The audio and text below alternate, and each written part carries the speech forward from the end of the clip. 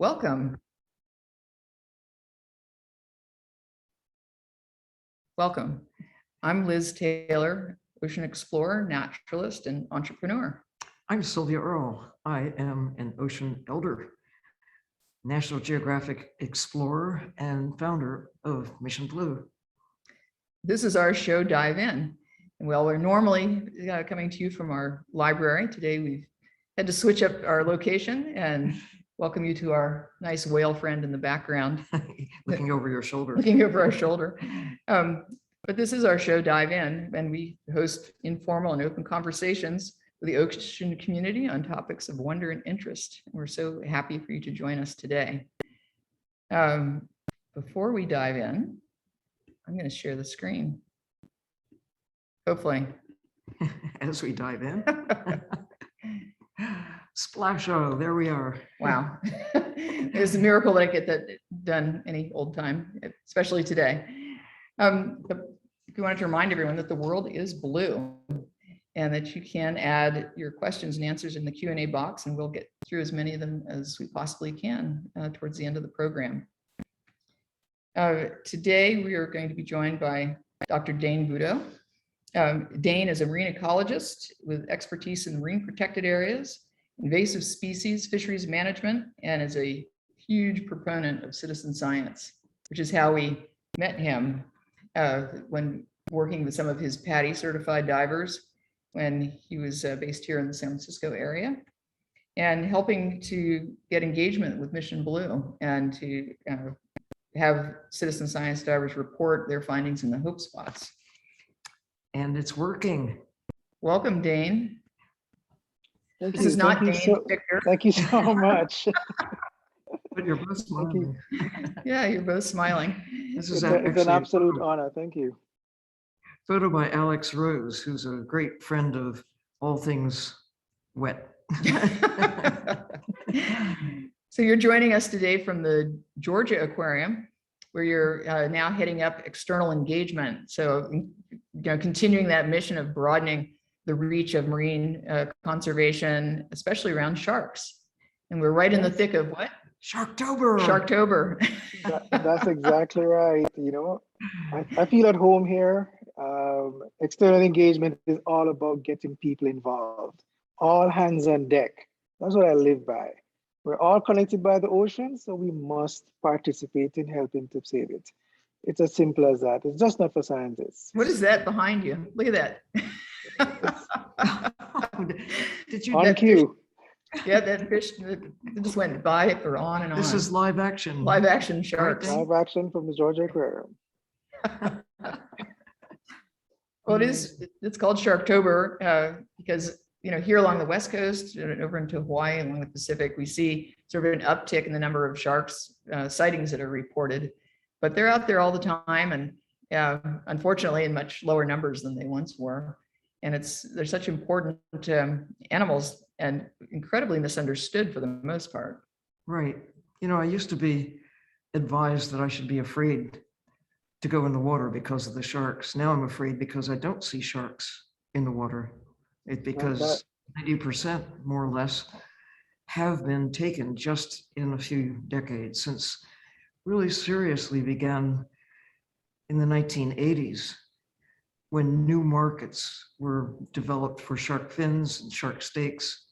I mean, there are always some people who killed sharks, a lot more people killing sharks than sharks ever have munched on people.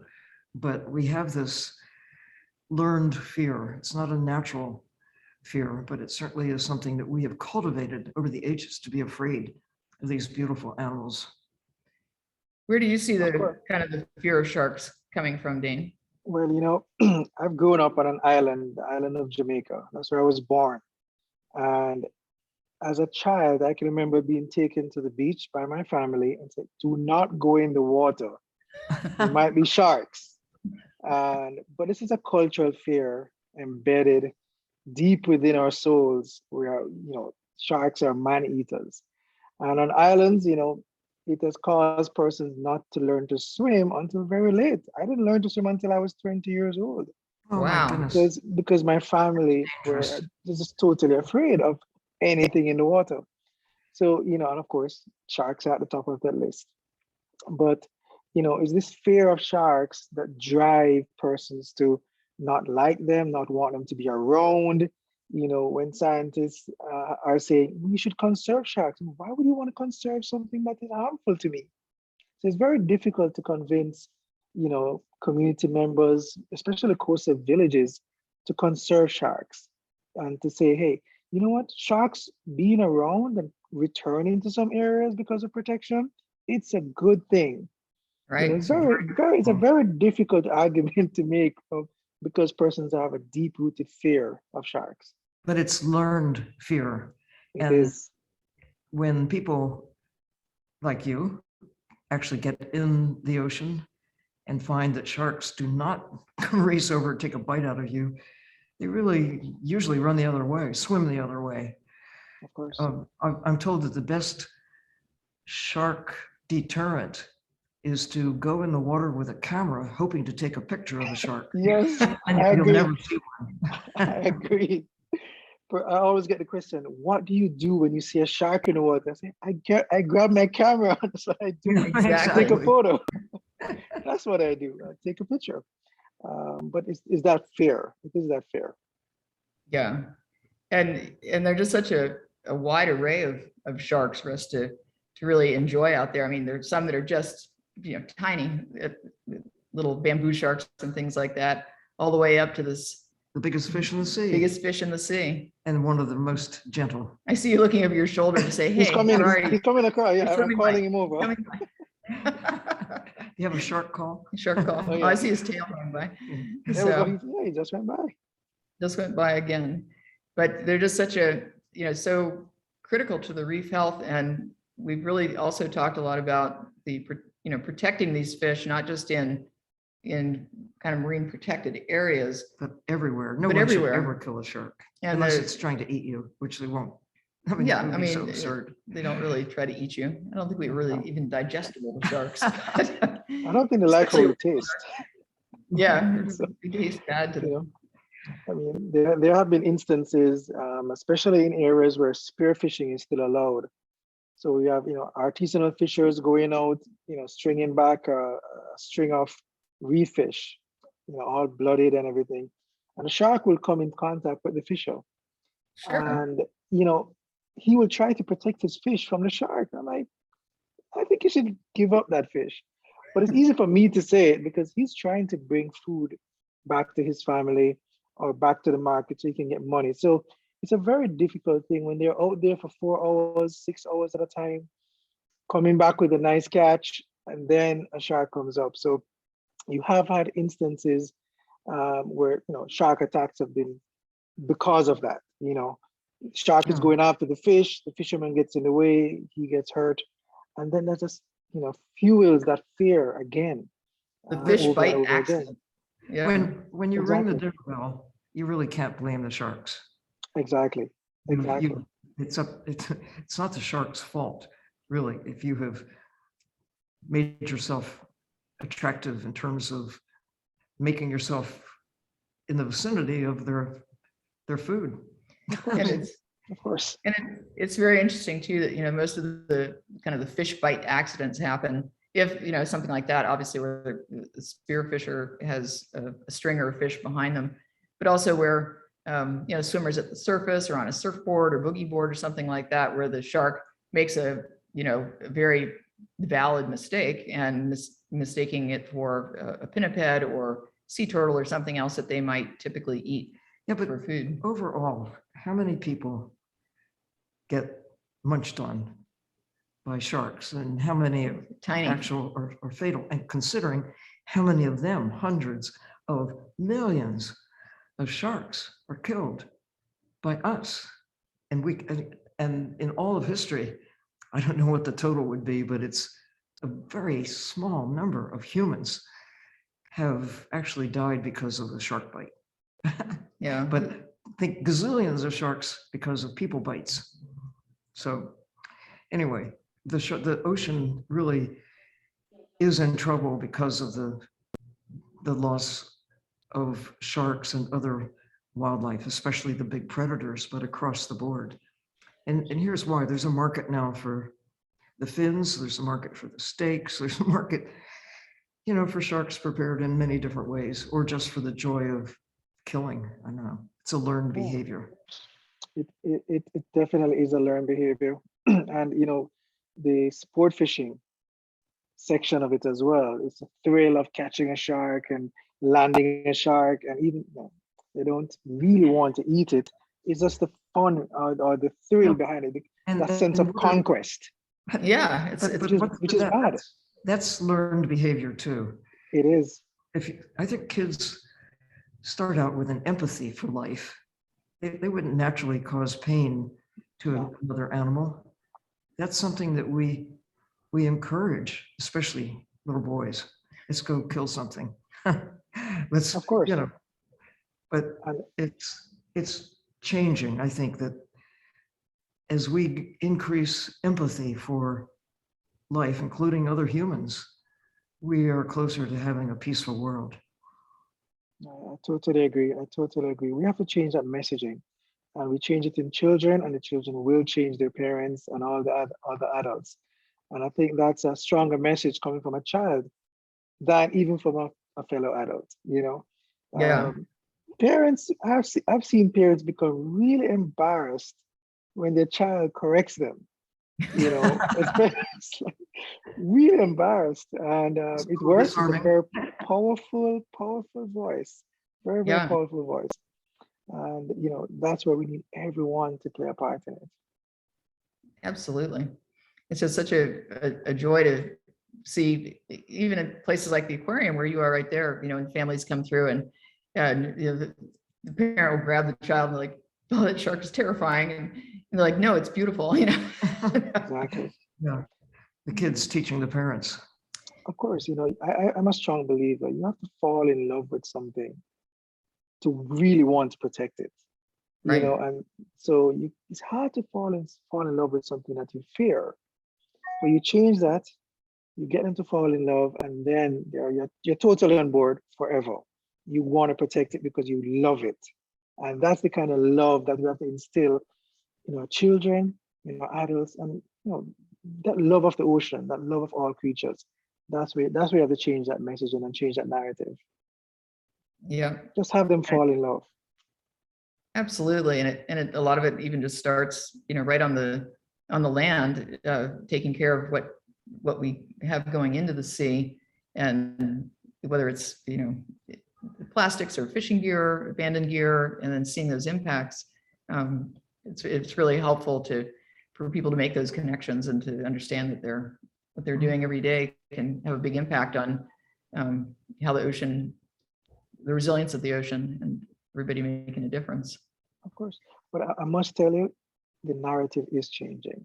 People want to protect things. It's almost becoming so popular now, and almost a fad. Hey, I want to save something. Yeah. Let me save something. Instead so of it's a good. Kill something, I want to save something. Exactly. There is a switch now, so it's becoming so popular. I mean, you look around at social media now, and you come across sometimes these videos of 4 persons trying to help a trapped turtle, caught in plastic, and I mean it's contagious. People want to save something, and they feel proud of that. So I think that narrative is changing, and that context is what we need it to be right now. We just have to keep the momentum going and apply to everything, including sharks. We do a couple of videos on sharks as well. This is the shark signal. Yeah, the shark signal. And it's nice to see this was taken at one of the shows that really focuses on the manufacture of diving gear and the importance of sharks to tourism, especially the island nations. Like Palau. Like Palau, where divers are coming through because they really want to see the sharks, the big fish, the kind of the megafauna that should be there. As to your point about worrying if you don't see a shark, but people want to pay big money to come and visit these places specifically so they can try to get pictures of sharks or see them along with other fishes. The soccer team in Ecuador would every time they scored, they do the shark sign. You know, Yes, the, I make a special effort to try and collect currency from the places that I visit. The place I love the currency from is Costa Rica because they have Ah, shark and marine animals on their currency, on their notes. that's cool. Love it. Yeah. So I've got a little video here, if we can get this to play, but it really speaks to the importance of protecting not just discrete MPAs, but also the swimways that connect them. right. With tunas and sharks, and I'll just turn this down for a moment while we watch it. Yay, there they are. It's an eat and be eaten world out there. Turn the video back, Yeah. turn it back on. Here we go. Birds, dolphins, tunas, and of course sharks, and the little fish that are getting munched on by everyone. But it's the carbon cycle in action. Oh, yeah. It really, International Monetary Fund recently did a study that showed the value of whales for their carbon relating to climate. $1 trillion for the standing value of whales at any one point in time because of the carbon capture. And if it works for whales, it certainly should work for whale sharks and sharks of all sorts, and dolphins and little fish and all living. There's a tuna. No, So it's, living value. We know what a dead fish is worth. You can sell it. What's a live fish worth, especially in this crucial time of trying to reduce carbon? There's a value in that. no, of course. I mean, from an ecotourism standpoint, you can take visitors to see the same fish over and over and over again Yes. Yeah. and make multiples of money from that one fish rather than just selling it once and that's it. Yeah. So that's something that we have to encourage a little bit more as well. Typical example is Cabo Puma. Many Yeah. live as long as we do. Yeah. Exactly. Some live Yeah. 2 or 3 times as long. I think it's the Greenland shark is thought to live at least 4 centuries, 400 years. Exactly. For Exactly. fellow vertebrate. It's incredible. Like to know their secret. And yet the sad thing is that what we mostly know about those sharks is comes up as when they're captured as bycatch. Yeah. So it really points to the need to get little subs down there and other technology so that we can really understand what they're doing on their own terms. Of course. Tell us about the lionfish. Yeah, we Well, hear a lot about lionfish these days and how they've really proliferated in the Gulf of Mexico and throughout the Caribbean.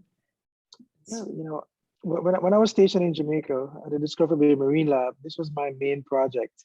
When the lionfish invasion really kicked up a notch in 2006, we started doing some work in the Bahamas, in Florida, Cuba, in Jamaica, and it just took over big time. You would do a 60-minute dive at 60 feet and you're seeing 130 lionfish on one small reef patch. Like here. So exactly like that. And I mean, you have a species that's native to another area in the Pacific areas. Then they're taken over to the Caribbean and Atlantic and the Gulf, where the natural control of competitors and predators and food supply is just not there. It reproduces even greater rates than in the Pacific and in the Pacific, sometimes 3 times as much. So it's in heaven. No one is messing around with it. No one is competing with anything. We've It's taken all producing the every 4 days, take- tons of substrate, tons of baby fish to eat. It will just go wild. well, we stripped the reefs, stripped the Exactly. ocean of the sharks. We've stripped the tunas, we've stripped the grouper Groupers. and the big snappers. It's not just when a lionfish is a full-grown spiky adult. When they're babies, they're as vulnerable as other fish are.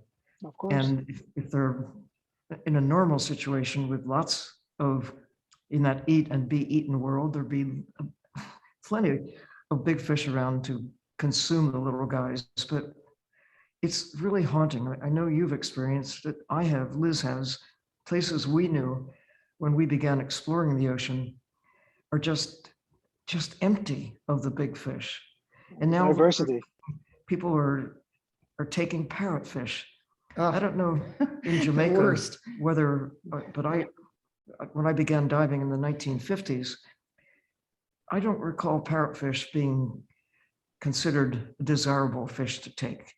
Grouper, Not at all. snapper, but not parrotfish. Now they're being taken and featured in markets, literally in London. Yes. Or in Chicago, you can get parrotfish. I mean, literally thousands of miles from where they actually Of are course. at home. Parrotfish would not be inclined to eat a lionfish, but all the predatory fish. Parrotfish, of course, are grazers, but the fish that eat fish, if there were them there to safeguard the reefs, whatever, we are the invasive species, Dane. Imagine, Definitely. I think from the standpoint of creatures in the sea, what are all those people doing here now?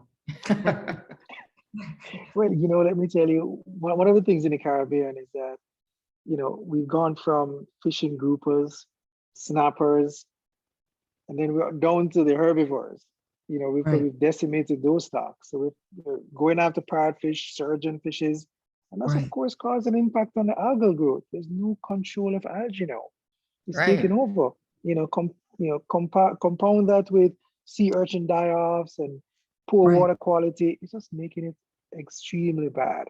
It's making it worse and making the reefs less resilient to fight against things like lionfish. So there have Yeah. been switches, trying to convince persons, let's try and eat a little more sustainably. To be honest with you, the lionfish is probably the most sustainable fish that you can consume. As long as it's- Each lionfish is saving about 40 fish per day if you take one out. So gives the snappers a chance to actually get back. I remember when the lionfish invasion came into Jamaica, and I had to convince fishermen that this thing is actually, we need to control these numbers, it's going to get out of hand. We need to do something about it. And they were scared because they've never seen anything like this. It doesn't look like anything that they closely related to. So they were afraid of it. Of course, some of them did get stung by the lionfish because it is venomous. That made it worse. So even developing that trend of you can consume lionfish, you can sell it, you can, once, you prepare it properly, you're all good. You take care of it. But getting them to switch from parrotfish to lionfish instead. That's one of the campaigns that went on in Jamaica and in the rest of the Caribbean, switching from a parrotfish to a more sustainable fish, get the lionfish numbers down. And it worked. We have the numbers down to about 40% of where it used to be in Jamaica at the height of the invasion, which is good. Try and get the natural control mechanisms, trying to kick in, try and control the numbers.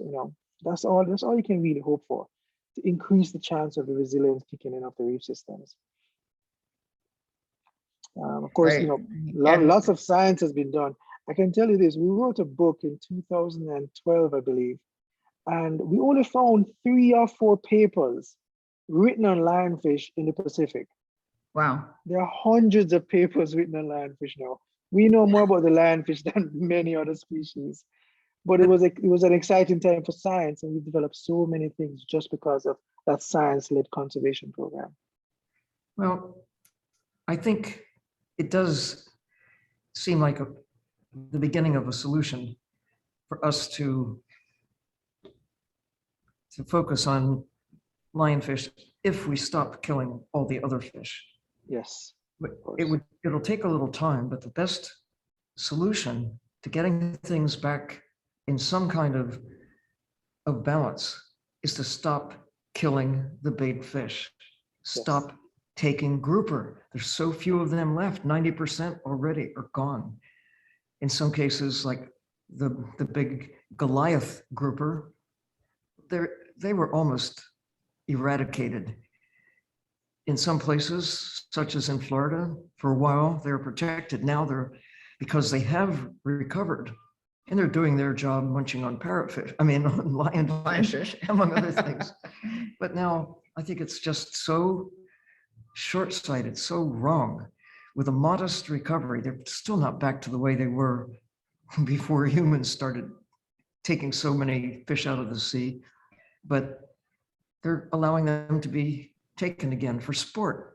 Not, nobody wants to eat a big old grouper anyway, considering how much toxin material that they have accumulated during their long lifetime. I mean, big grouper of this sort may be 20, 30, 40 years, and they could live literally as long as we do, if we let them stay in the ocean long enough. And they're a smart fish, to your point where the fishermen are like, oh, it's a lionfish. I've never seen anything like this before. This is probably exactly how these grouper were feeling. They get out there and they're like, what is that? What is this? What is this spiky fish? How am I supposed to eat this? And Exactly.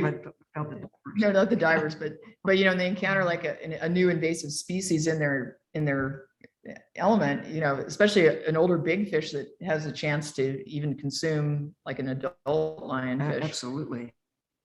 They've got to kind of experiment and like, how do I get a hold of this thing? But with the little ones, the babies. Yeah, the babies are. It's just they're fair game. It's like eating a jalapeno popper. We can try. We can try that. It's a. But no, it's that kind of balance, restoring that balance. It's important to protect them.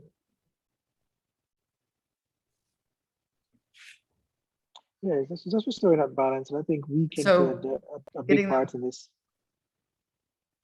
Yeah, and it's helping with that entire resilience. If you protect the fish that can help to control the lionfish, and then to Sylvia's point, stop killing the snapper, particularly the parrotfish, the grazers that are going along and kind of keeping the algae in check, and build that resilience back.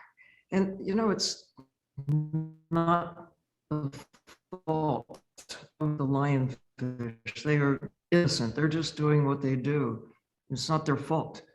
Into a new part of the planet. And because the door was open, nobody there to stop them, they did what any creature would do, what humans have done over our era of prosperity. We have prospered to the point of close to 8 billion humans on a planet that is really only so big. In due course, the lionfish will fade into probably a permanent part of the Atlantic ecosystem, even though they've only arrived on our watch. But my concern about encouraging people to kill lionfish, eat lionfish, bad fish, is that lionfish belong in the Indo-Pacific. They're not there in the huge numbers that are at least for now, prospering in the Gulf and Caribbean and on up to the eastern seaboard. But other places, lionfish are a critical part of the ecosystem, and it's not an over, but they're not invasive. Right. Not invasive at all. So like in Hawaii, there's an endemic species. They're not very common, but if somebody encounters one and says, lionfish, I'm going to kill it because it's bad fish, lionfish. Or of course, I think we have a picture of one from Sodwana Bay in the Indian Ocean. There we go. That is beautiful. They look similar, but it's not the same species. right, And different. we just have to, as we are out there encouraging people to eat lionfish and kill the lionfish, to realize what we really have to do is stop the killing of the big fish so that the systems can recover in a more natural way. And we've seen lionfish down 1,000 feet underwater, and they're deep, far below where divers can go. And we've seen them from the submersible cabin, and like you say, down over 1,000 feet. And you're like, whoa, there's a lionfish down here too. But the good news is that groupers go down that deep as well. So and sharks.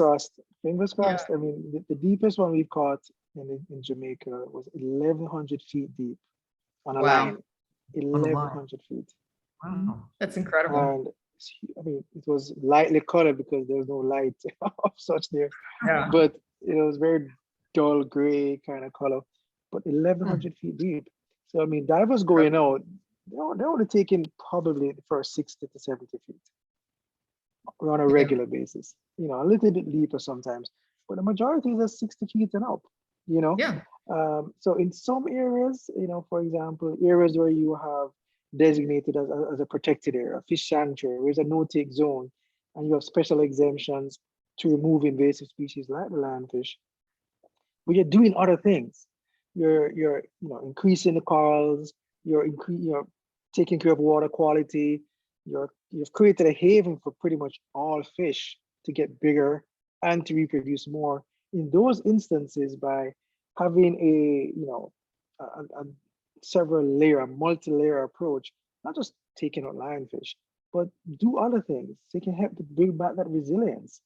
So that area that you're spending so much time and resources and funds and just effort because you think that this can come back, pay attention to those areas. You always talk about this 30% of protection by 2030. We gotta do it. We gotta Yeah. do it. Not just draw a line around the area and say, yes, okay, we're done. That's the start of it. We need to Yeah. put some effort in, really make it work. This is the decade, some say the most important little piece of time in all of human history. And there is a great effort now to explore the ocean. This is the decade the United Nations has declared from now to 2030 for ocean research for so-called sustainable development. It's a decade of mapping the ocean so that by 2030, we might have maps almost as good as what we have for Jupiter or Mars or for the land. Right now, only about 15% of the ocean has really good maps compared to what we have for the rest of the world. And climate scientists say, we've got maybe 10 years to shape up and really understand, take action, but maybe what you're doing, what I see happening all around, it's 30% of the ocean by 2030, and maybe the biggest decade of like a revolution in caring, to get away from the killing and really focus on the caring. Of course, I totally agree. The ocean doesn't really need us. We just need to give the opportunity for the ocean to do its thing. Sometimes people say, let's go save the ocean. It's kind of hard. Yeah. We're saving ourselves. Just let it do what the ocean knows. Just give it the opportunity. Stop extracting too much. Stop putting in too many pollutants. Just allow it to do its thing. It's been here forever, way before us. We just need to just take care of it. The 10-year-olds that you deal with today, Yes. in 10 years, they're going to be calling the shots. Certainly in 15 years, watch out. I can tell you this. I have the privilege, I would say, to teach 10, 13 to 15-year-old students from Atlanta recently. Teach them how to dive. Wow. Take them underwater for the first time. Some of them never put a mask on ever before. Never been in the ocean because they're landlocked here in Atlanta. We taught them how to dive. We took them to Oahu. We taught them how to do, coral restoration, and we just showed them, hey, this is what the ocean is all about. Just as you said, these are the persons that will carry forward and see what we're trying to do. We probably will never see the results of all the effort that we're doing. I want my children to see it, right? I have 3 young girls, 3 princesses. I want them to be able to see these things when they're my age. To see sharks in all its glory everywhere, not just in Cocos Island or these places where we have aggregates, but everywhere. Being able to see that harmony and that balance. I want them to be able to see those things, and to be able to enjoy fish and not feel guilty that, oh, you're taking the last one, That's the kind of place I want my children to grow up to be in, you know. And We have to hurry. it's change it. We have to hurry. We have to change that. We have to change that. We have And the power to. we know that. Look at 2020. We can change when our lives are threatened, when we really understand that we have to change our behavior or else. Or else is right. And we did, and we are. But we need to understand that changing the nature of nature has put us in a very bad place. And with the climate, it's not just climate, it's the loss of the sharks, the loss of the grouper, the loss of the diversity and resilience of life. So knowing that gives us a chance. It's Yeah, I mean, and you know, it's trying to convince, yeah, it's trying to convince policymakers that this is not a quick fix. It's not a 5-year fix, okay? So don't expect this to be fixed in your term in office. Thank you. A 5-year fix. Okay. That's right. And some of them are even more short-sighted. Maybe they're just there 2 years, you know? Yeah, because the election is coming up. Let's save the fish in 2 years. Yeah. Come on. But it's that kind of vision. You're talking about 50 years of decline, of constant decline, you know, yeah. And in some cases extrapolated decline. And it will take some time to get better. But you know, in some areas it's on the right trajectory, but it will take some time. And we have to manage those expectations of policymakers. You're going to have, you know, programs, not projects. You know, put money in your core, not just projectize everything for 5 years and then you stop. Yeah. No, that's to be in your core. You know, I like the approach that they're taking with the blue economy. You know, speaking the language that they will understand, the economy part. You know, let's think dollars and cents a little bit. If you want to continue making money, let's make it robust. Let's make that environment so robust that it can provide for us, as well as, you know, it can keep providing for us in perpetuity. That is where we want to get to. To really make that work and to make it what should be perfectly obvious, we don't think of wild animals like fish or wild birds for that matter in the same way that we look at human creations or at animals that we grow. You put a dollar sign on a cow you have raised, you have made an investment. You paid for the groceries that it takes to raise a cow. You had to pay tax on the pasture. You have to own the land or rent the land or whatever. In the ocean, everything is free, except it really isn't. We need to account for nature properly. They have a zero accounting base for a shark or a tuna or a grouper. So anybody, you know, it's like having a wide open grocery store where you don't have to pay for anything, just go get them. And it's never ending. Yeah, right. Never ending supply.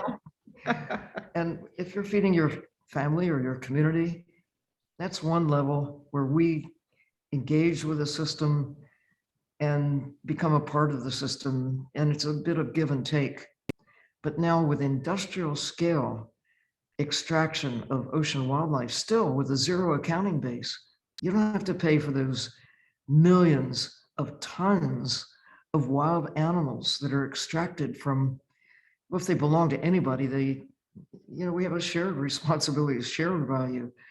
But when you have a zero accounting base, when they're free, you know, we can be really careless and not really value their contribution to making life possible for us, keeping the ocean healthy, keeping us healthy. So we need to get to the economists, to those bankers. And you know, one of the I think most damaging things that's happened over largely over the last century has been this pressure, particularly on island nations, to sell their fishing rights away, you know, to exploit their EEZ for that short-term gain. And it's just like the same way that, you know, like indigenous people are taken advantage of for, you know, trinkets. It's that same sort of mentality that a much larger country will come in and say, hey, we're going to build you a school. We're going to build a library. We're going to make some infrastructure, a road, airport, whatever. Yeah, we just want your fish. Yes. You know, like you say, the local people, their entire world collapses down around them because their way of feeding their family, It's taking the more important species like the parrotfish. no, I totally So- agree on that one. Totally agree. Because it's, you know, it's that, again, it's that short-term game. You know, we need a Right. school right now. So we talk about island vulnerability. You know, you're not Yeah. just speaking about vulnerability to sea level rise and to climate change. You're speaking to vulnerability from the economic standpoint as well. Islands are vulnerable because they need proper health care, education, policing. You know, these are things that are like on the top of the list. So, Right. you know, I relate a lot with, you know, heads of government in the Caribbean areas. And when you rank everything in terms of priority, the environment is all the way down the bottom of the list. And you can easily tell by which ministry has the environmental portfolio. It's like a hot potato, you know, it's passed around and stuck onto one ministry, a ministry with like 6 different portfolios. So it gets really, you know, you should have a ministry of environment because tourism benefits, health benefits, agriculture benefits from the environment. Yeah. And that's the switch that we need to create. Mhm. Some countries are doing it, but it's not wide scale. The environment is seeing that, you know, it will rejuvenate by itself. It is never ending. You know, we can fix it next time, you know, next time, next 5 years, we'll be tackling the environment The the kids next will time. figure it out, The right? kids Yeah. will figure it out, exactly. But this is the kind of shift that we have to create. And breaking down those barriers between science and policy is one of those things that we just have to do. You know, Right. the policymakers need to challenge scientists. Hey, I want the answer to these questions because I need to change how we manage something. Put the pressure on us to ask for these things. Because when the science is produced, it's going somewhere, it's counting for something, not just a publication that we, you know, that 5 persons may read, but you take it out and you do something with it. You make a change, you know. So there's so many things to study, but there's so many things that we need to be studied right now.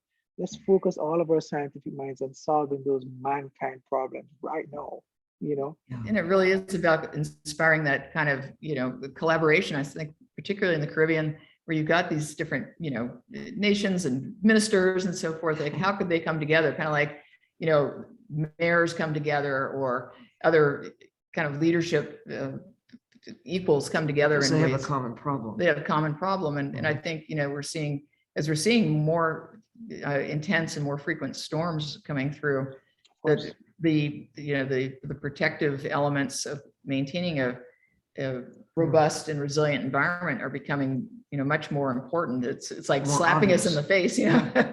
The ocean's like, yeah, I'm not being nice here anymore. Gloves off, you know. and I tell you. and it's really Sometimes I, you know, I play devil's advocate and say, you know what, if humans were truly selfish and thinking only about themselves, we probably have a better environment. Because I want to make sure that I have fish to eat all the time. I want to make sure I can vacation on a nice, beautiful beach and coastline. I want to be able to swim on a reef and see all of these fish. If we were truly selfish, maybe we'd do a better job at protecting the environment, because I want this for my lifestyle and Yeah, my livelihood. yeah. I want to breathe. Yeah, Yeah. I want a world that has I a want to temperature. breathe. I want to Yeah. I don't breathe. like it being so hot out here, you know. Exactly. You know, really channel that inner selfishness. And I think we'll have a better chance of saving the environment. It could very well be. Bravo for taking on the kids. Oh, I love teaching kids. Oh man, And I also love it. to encourage, you also bring the kid out in grown-ups by, Oh yes. Oh yes. by getting them to explore the ocean and experience what it's like to dive. Yeah. Oh, I mean, I just I- love It's your transformative. I love your citizen science advocacy, especially, Oh, and yes. getting the divers involved, to get out there and report and actually do something besides just, have a great Swimming time. around.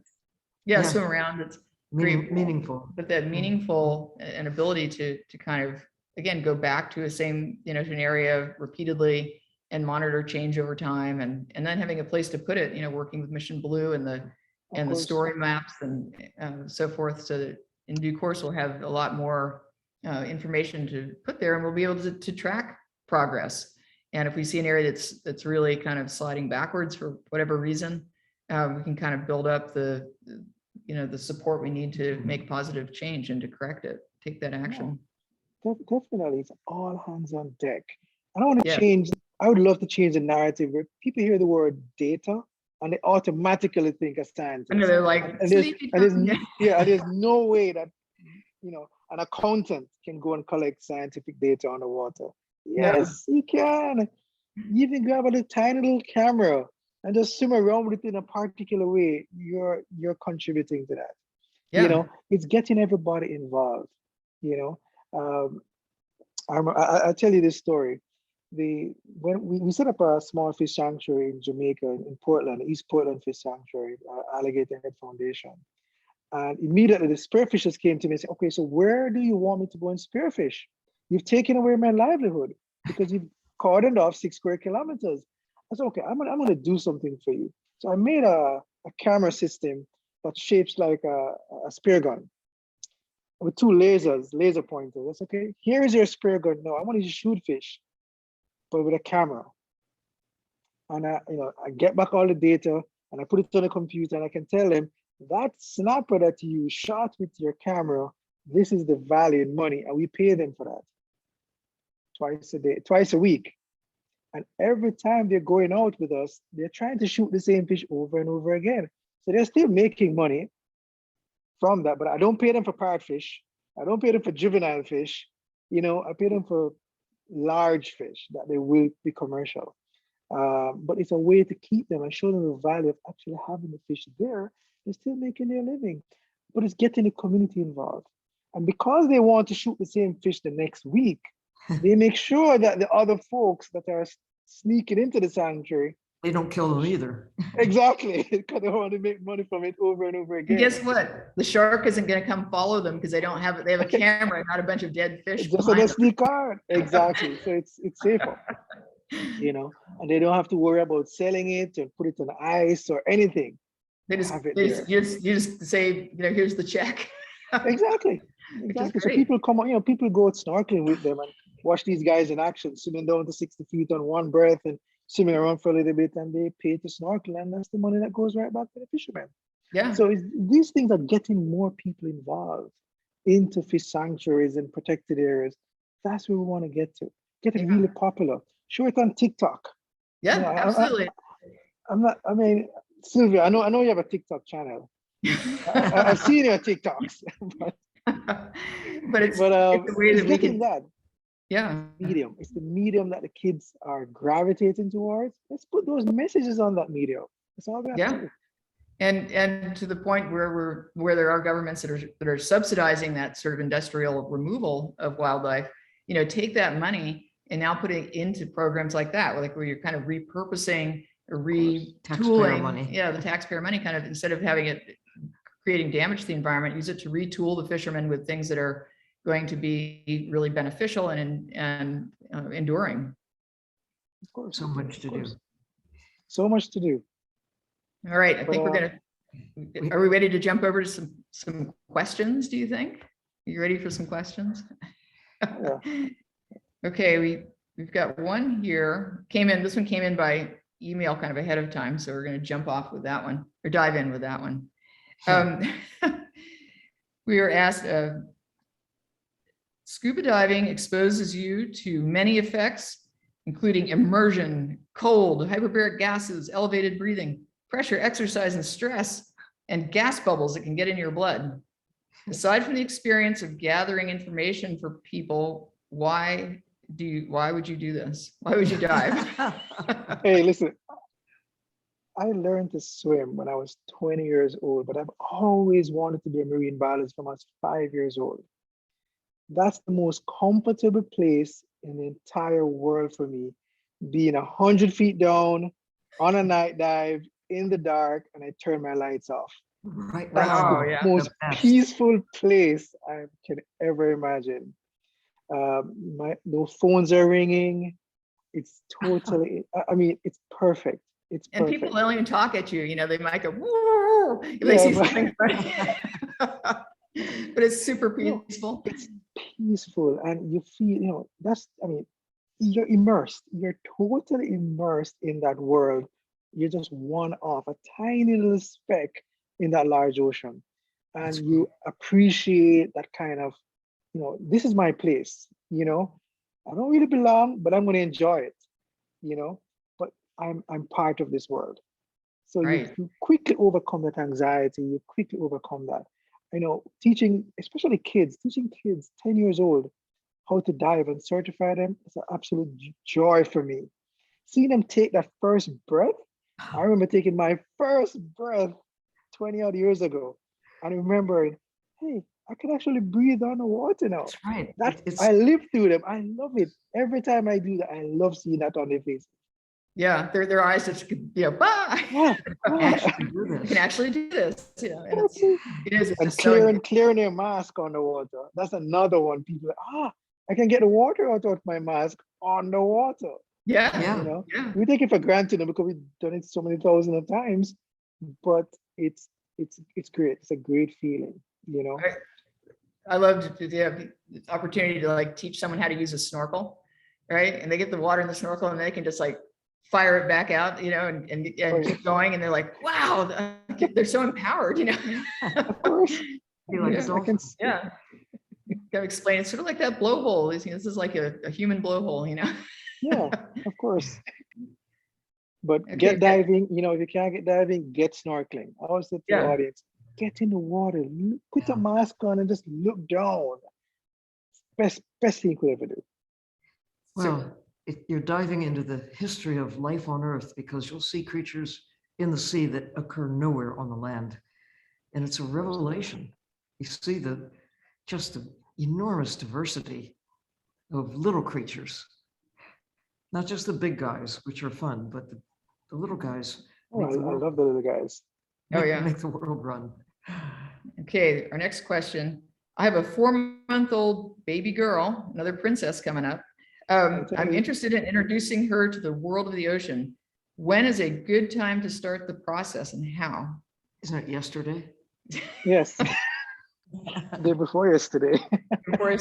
Well, you've got a great space there. Public aquariums are a wonderful place to kind of get kids initially interested in looking at fish in different ways. Inspired. Of course. Yeah. Not as fish. Yeah, get rid of the fish sticks out of the kitchen right now. Exactly. Yeah, here's a fish. It's rectangular. No. Get them It's to a place breaded. like the aquarium. Just get them that's in total amazement of the underwater world. Get them involved. You'll be amazed how much a 4-month-old absorbs, and I just totally challenged. I remember when I was relocated to be stationed at the Marine Lab, and my eldest daughter at the time, Jordan, she was only 2 years old, and I would walk her through the aquarium, and I would name the fish out for her, and then she would try to pronounce them. And after 2 weeks, I'll just point to the fish, and she would know all of them. Yeah. And Great. she that's the kind of thing. Get her involved. So for the person that asked that question, get them involved. Bring them to an Yeah, aquarium. sure. When you're comfortable bringing them to the ocean, nice calm area, just get them splashing around. Then eventually when they get a little bit older, maybe 5 years old, when they can manage, breathing through a snorkel and putting on a mask with the nose covered, just get them just laying down into the water, just seeing around with you, Just learn to float. Just learn to float. Keep the floaties on. Just have them right there, just looking down. When they get to 10 years old, get them diving. Get them diving. Yeah. We need more champions. We need more guardians for this ocean. And the more persons we have in the water, the better it is for us. No child left dry. Yeah, we're adult. Oh, I love that. Oh, adults, exactly. Okay, Stephanie is asking, there's a place I've been in Montego Bay that does a pirate show that uses nurse sharks to show the bravery of the pirates during the pirate show. Do you feel like this evokes fear of sharks or actually helps people to understand them better? I'm kind of on the fence on that one. You know, interacting with sharks on that level, I'm not a big fan of it, especially like with, shark feeding kind of tours. I'm not too excited about that kind of thing. You know, there are better ways to teach persons about appreciation of sharks, much better ways, but using them in that kind of manner, I'm not a big fan of it at all. You know, the messaging is totally different, totally different. And you certainly don't want to not only kill the sharks, but to interfere with them, to harass them. Exactly. Leave them in peace. Yeah. Well, I was sent out to play with nurse sharks when I was really Yep, I small. know. She was like, go play with the sharks. When you're director of the Moat Marine Moat Lab. Marine Lab, and I'd be sent to play with the nurse sharks. And they, I mean, they're so friendly, you just pet them and they come right up and kind of put their head on your legs. And Of course. they were great, Yeah, but in situations like those, you start to fall in love with them. And it goes back to what we were talking about a while back. You love something, you want to conserve it, you want to protect it because it's your friend, it's part of you, So it's how the interactions are done, how they're done, and how they're packaged. So the educational value, the conservation value has to be there in all of those interactions. Yeah, absolutely. And Gigi's going to post in the chat some information about the EU citizen initiative to stop finning in Europe. So look for that in the chat and get some information on that. They're looking for some more signatures. And Jennifer is coming through the question. Coral reef.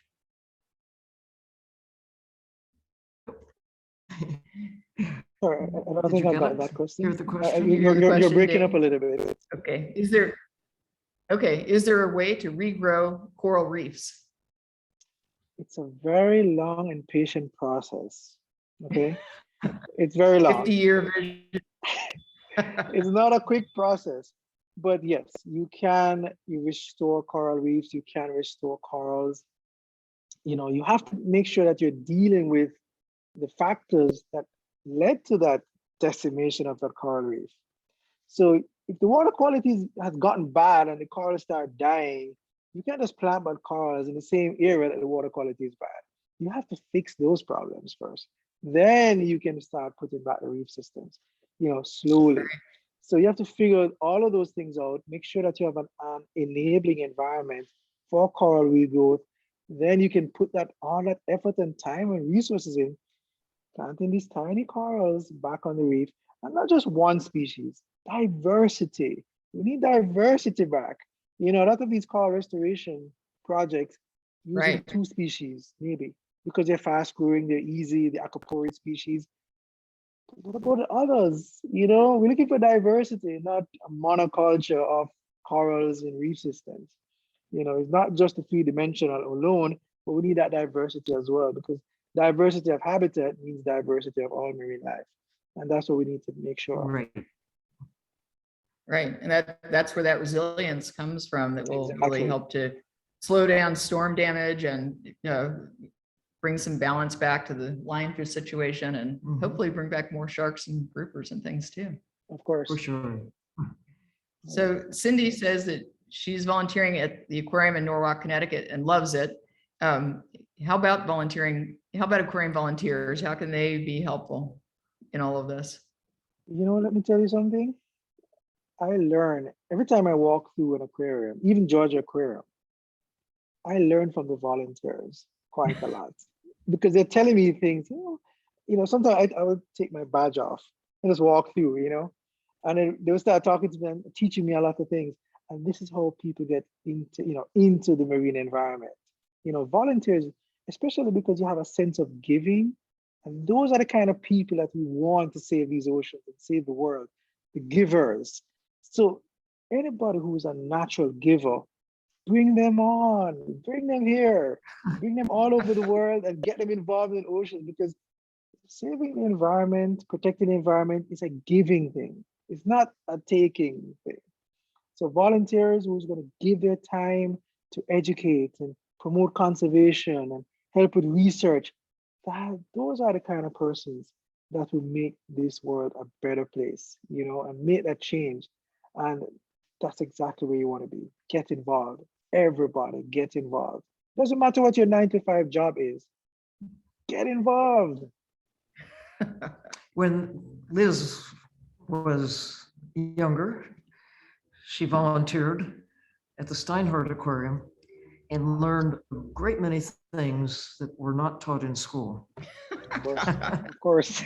And getting to know a lot of fish, and that they all have faces, they have personality, and they can discriminate among humans. The fish tended to like Liz, but that wasn't true with all the fish, with all the people who came in contact with them. That's true. They really had some opinions about some people. And they expressed it with Yeah. big mouthfuls of water. Yeah, there was Oh, a yes. there was a giant grouper. But he was great. I'd go up to the tank and he'd come right up and he'd open his mouth and I'd kind of act like a little cleaner fish and stick my hand right in there and he'd roll on his side. You kind of pet him and he was a wonderful fish. And then there were a couple of people. Somehow he knew when they were coming. He didn't even have to see them. It's almost as if he could sense the vibration of their distinct footsteps coming. The one woman that was always in heels, and he would lay in wait, and he would just come with this huge goosh of water, right out of the tank and just drench people. He was so full of it. Just an amazing animal. Yes, fish can think. They really do. Yeah. They have to. They have to survive. So It's a challenging world. Yeah, we're at the top of the hour, but I'm going to ask one last question. Martin asks, we all have to answer this one. No. We can each take a piece of it. If you could wave a magic wand, what would be the first 3 things you would do to safeguard the ocean for our kids and generations to follow? Go. No. Over to Dayne. Yeah. Only 3? Only 3. I'm going to give you one. I guess we can always take one each. I would like us to properly protect 30% of our oceans. When I say properly, really protect them. 30%. At least. Everything in place, at least 30%. Put everything in place to make sure that those habitats come in, get back to that resiliency and that sense of production, not ecological productivity, not commercial productivity only, really function. That 30%. That is, if I could get one wish, I would want that one. And you, Liz? And me, I would want for every single policymaker and politicians to have to maintain an aquarium at home, all by themselves, and to learn how much work it really is to maintain a proper life support system when these little animals are dependent upon you, and you need to pay attention to And what's think like a going, fish. think like a fish, Mhm. learn what's going into the little environment, the little life support system that you're looking after, and to really own it and take care of it and respect it.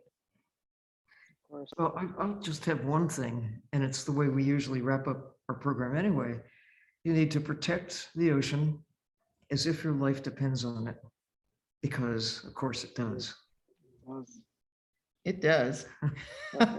Whatever it takes, everybody can do something.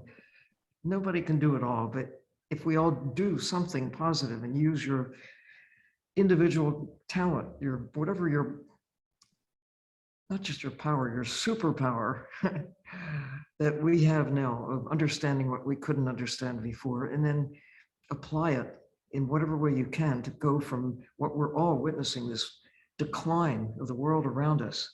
We have to turn it into a better trajectory. We need to reverse the warming planet, to stabilize, to stop the killing, and really embrace nature as if your life depends on it, but most of it's blue. It's the ocean. We need to get that understanding firmly embedded in our everyday thinking with the choices we make so that we do make that change. We did it in 2020 because why? We changed everything, our way of moving, our way of dining, our way of thinking. And we need to do it on a broader scale because it all ties together. It's respecting the laws of nature. And you said that the ocean doesn't need us, but in a way it does. But it needs us to behave ourselves. Yes, it does. It does need us to behave ourselves. So am I able to ask Sylvia one question, a really short question? Go. Okay, Sylvia, if you could dive 300 years in the past or 300 years in the future, which one would you choose? Well, diving 50 years ago was almost like diving 300 years ago, because most of the dramatic change has happened since 1950. When I say 50 years ago, really since the middle of the 20th century. I was able to witness a more complete world. And I've witnessed this sharp decline, land and sea, when sharks were more abundant, when tuna were common, and to have witnessed the downhill loss. I mean, curiosity would insist that I go 300 years in the future to see how it all comes out. I kind of know what it was like before, but I don't know. I do realize that the choices we make now will determine what it will be. Are we going to lose tuna forever?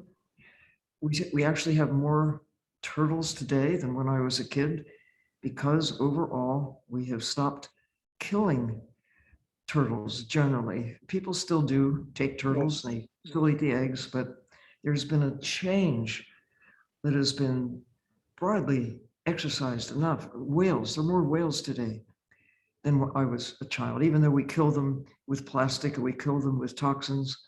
We kill them by running into them with high-speed boats that haven't existed until right about now. And through all the history of whales, there haven't been threats to interfere with their success until we came along.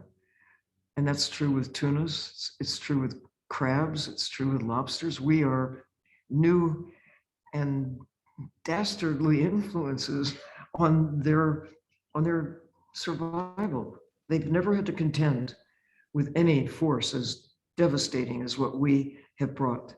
And it's happened largely in the last 300 years, mostly in the last 50. We have really scaled up our impact.